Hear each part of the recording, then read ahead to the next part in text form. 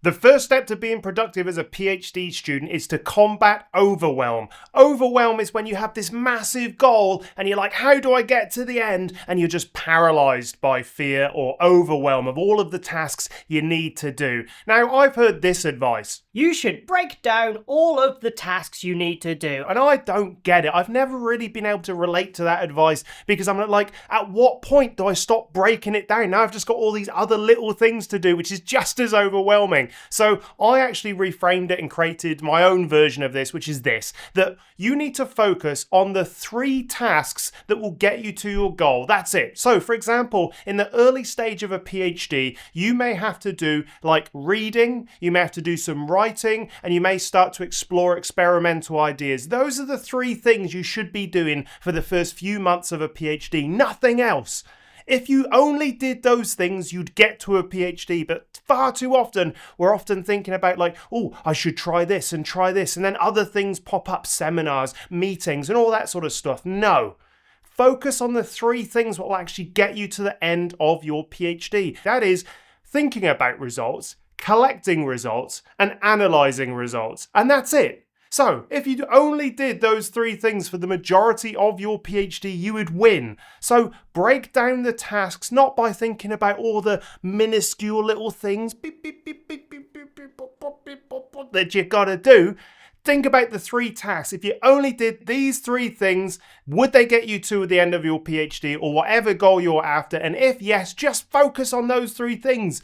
Easy. Far too many people overcomplicate their day. Now, I see loads of like productivity advice. I see loads of productivity hacks. And the thing is that they end up doing a load of stuff, but it's not the important stuff. So don't overcomplicate your day, right? I have 2 things I need to do a day, 1 in the morning and 1 in the afternoon. When I wake up, I make sure that my priority is this one thing. And if I haven't done this one thing, I don't do anything else. So in a PhD, it's like, okay, you do that one thing. I'm going to go straight into the lab and start that experiment because that is an activity that, like I said in the first part, is actually an activity that's going to get me to the end of my PhD. And then in the afternoon, I'm going to, I don't know, read some papers, or I'm going to analyze the results, or I'm going to produce 2 graphs.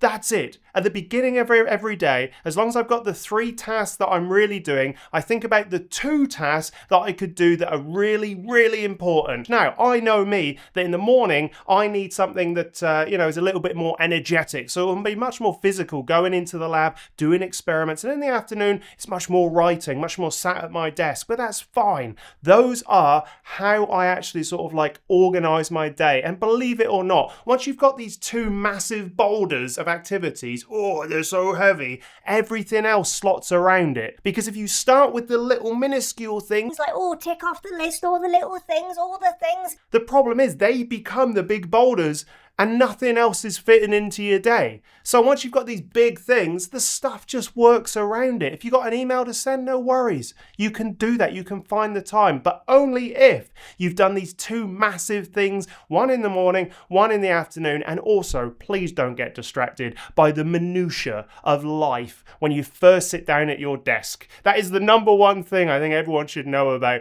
which is like, don't just sit there and start typing emails or browsing the web or convincing yourself that you need to go to this particular website to do this thing. No, focus on those 2 big tasks. That's it. Easy done. That is how you stay productive. There is still one thing that has really kept me motivated and productive to this day, and that is the thing that gets measured or celebrated. That's my addition. Celebrated.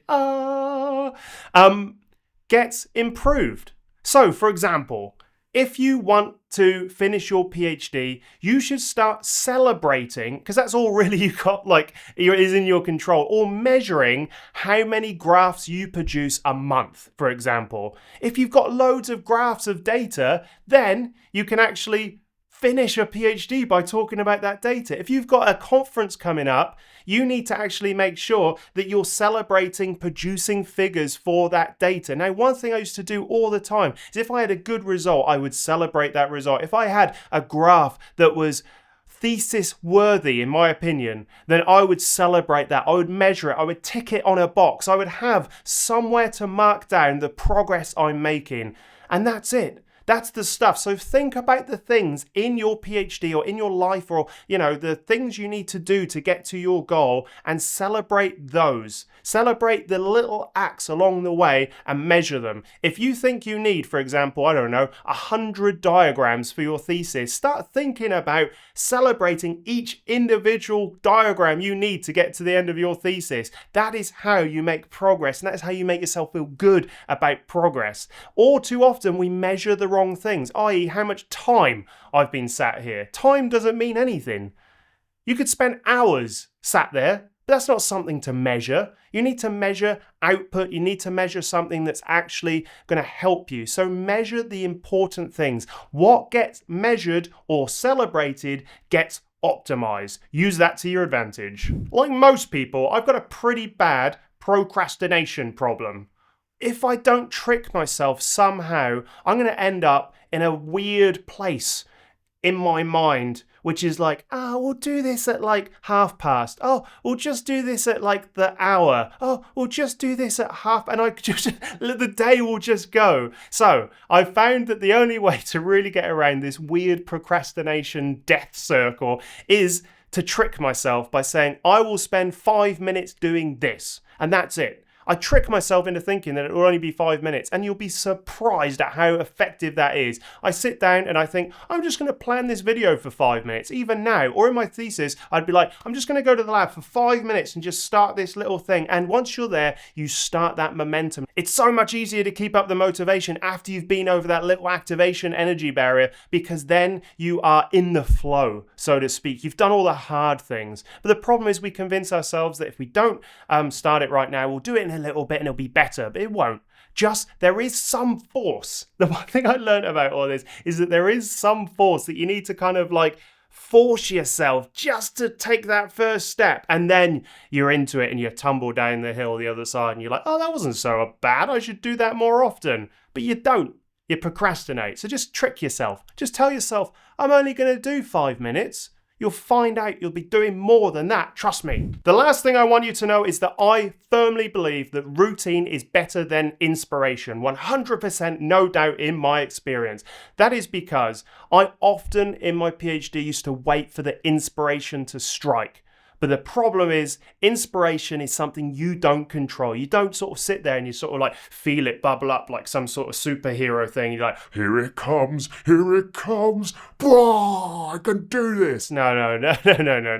It never works like that. In fact, routine has got me through more hard patches than inspiration ever will. So what are you doing each day? What are you doing after watching this video? Like, what are you doing on Monday mornings, on Tuesday mornings, on Wednesday? Like having a simple routine and just having a really easy calendar where you have each day of the week and you have morning and afternoon. If you were to only do that week over and over again, would it get you to your PhD? And make sure you got all of the important sort of like activities slotted in, morning, afternoon. It takes away the thought process. It really does, having a routine, because you kind of turn up and it's like, it's Wednesday, that means I go do the thing in the lab, and that's it. It just means that you're so much more productive. So having a routine is 100% better than actually infinitely better. Take that, maths. It's infinitely better than having to wait for inspiration, because trust me, inspiration is fleeting. But don't get me wrong, actually. If you feel inspiration, embrace it. Hug it and say thank you for the gift. And do whatever you're inspired to do, as long as it's aligned to your end goals, obviously. You can't just be like, I feel inspired to go and eat loads of cookies, because that's what I want to do today. Look. Use the inspiration that is directly applicable and useful to your project as soon as it rises up. Nibble it up. Yum, inspiration. But you can't rely on that all the time. So making sure you've got a routine that is very simple. Morning, afternoon. Monday, Tuesday, Wednesday, Thursday, Friday, Saturday and Sunday. Make sure you have it off. Have some break times in there as well. That's all I'm saying. All right then, routine is better than inspiration. take that. If you like this video, I think you'll like this one where I talk about stop trying to be productive. It's really old and I've got a really rubbish thumbnail for it. Check it out.